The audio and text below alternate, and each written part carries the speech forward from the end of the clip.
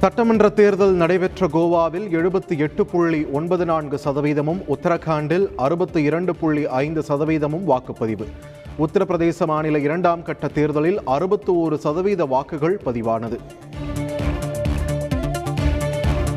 Smart city திட்டத்தில் பல்வேறு ஊழல்களை செய்தது அதிமுக அரசு.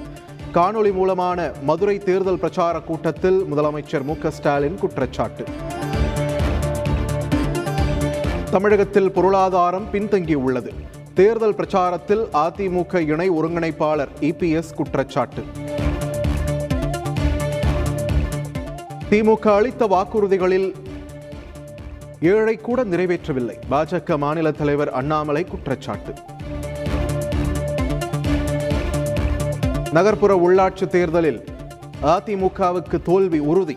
காங்கிரஸ் மாநில தலைவர் KS அழகிரி பேச்சு. ஆட்சிக்கு வந்த 10 மாதங்களில் மக்கள் விரோத ஆட்சி என பெயர் எடுத்துள்ளது திமுக. அதிமுக ஒருங்கிணைப்பாளர் ஓ பன்னீர்செல்வம் குற்றச்சாட்டு. மக்களுக்கு அளித்த வாக்குறுதிகளை திமுக அரசு நிறைவேற்றாதது தேர்தலில் எதிரொலிக்கும். தேமுதிக பொருளாளர் பிரேமலதா விஜயகாந்த் விமர்சனம். விருதுநகர் மாவட்டம் வத்திராயிருப்பு பேரூராட்சி 2வது வார்டு தேர்தல் ரத்து.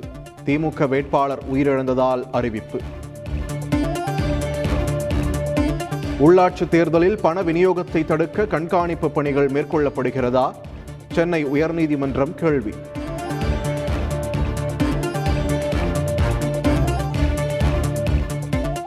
பத்து மற்றும் 12ஆம் வகுப்பு வினாத்தாள் வெளியான விவகாரத்தில் தனியார் பள்ளி அலுவலர்கள் மீது குற்றவியல் நடவடிக்கை. பள்ளி கல்வி ஆணையர் நந்தகுமார் அறிவிப்பு. தமிழகத்தில் 2000க்கும் கீழ் குறைந்தது கொரோனா பாதிப்பு.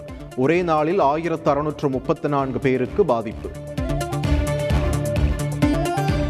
டாஸ்மாக் கடைகளுக்கு எதிர்ப்பு எழுந்தால் ஆட்சியர்கள் பரிசீலிக்கும் வகையில் விதிகளில் திருத்தம். சென்னை உயர்நீதிமன்றத்தில் தமிழக அரசு தகவல்.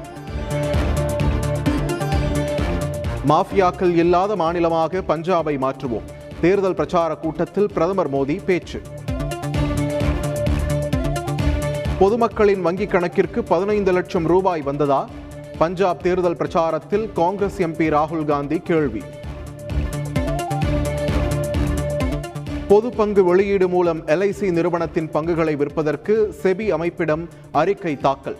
63,000 கோடி ரூபாய் திரட்ட திட்டமிட்டுள்ளதாக நிதியமைச்சர் நிர்மலா சீதாராமன் தகவல்.